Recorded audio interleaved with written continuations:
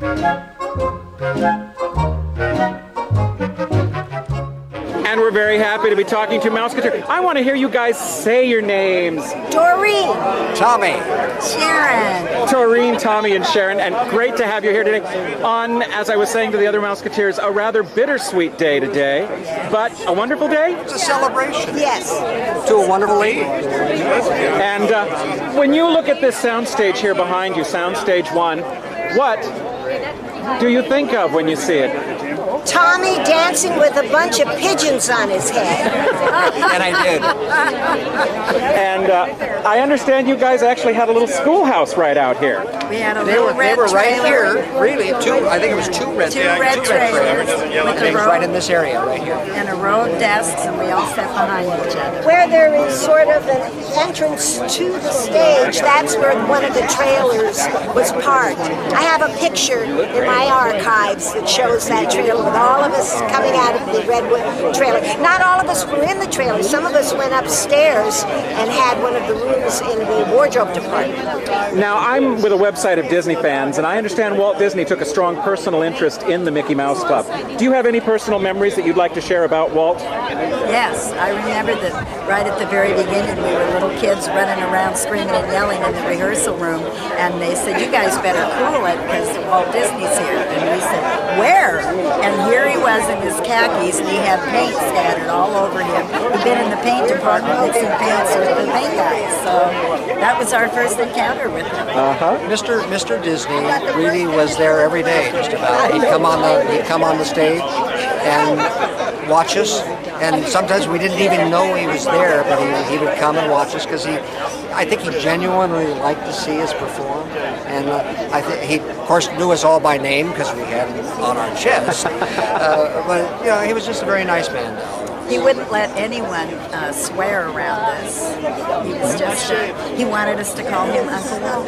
We have Mouseketeer Darlene Gillespie here, and one question I've been asking the Mouseketeers, when you look over here at Soundstage 1, what's the first thing you think of? Donuts and coffee.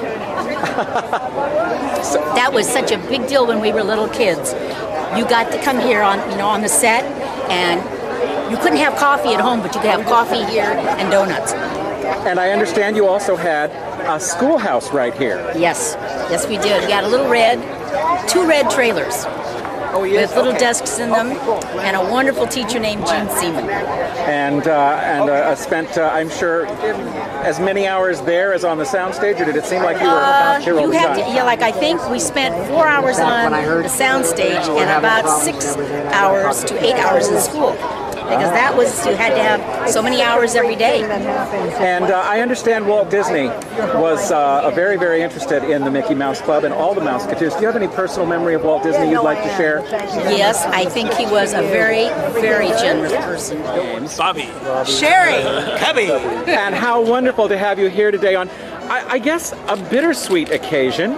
Yes. But it's the same, and a wonderful day, though, too. And when you look at this soundstage, what's the first thought that comes to your mind? Lots of fun. We had a great time singing and dancing in those days. I mean, just terrific memories. And we all went through adolescence right there during those years. Because Our little red trailer schoolhouse used to be right there. I wonder where our schoolhouse is. So your little red trailer was just down there. Right there. And in between scenes, we would have to go back to school.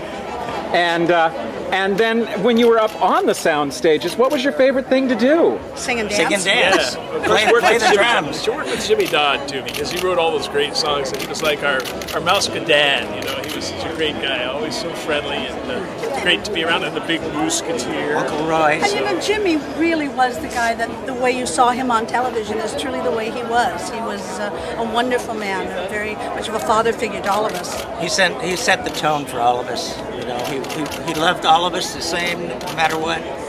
Well, I am here today on behalf of a website of Disney fans. What message would you like to send today to those fans? MIC, see you real soon. KEY. Why? Because we like you. MOUSE. And once a Mouseketeer, always a Mouseketeer. Through the years, we'll all be friends.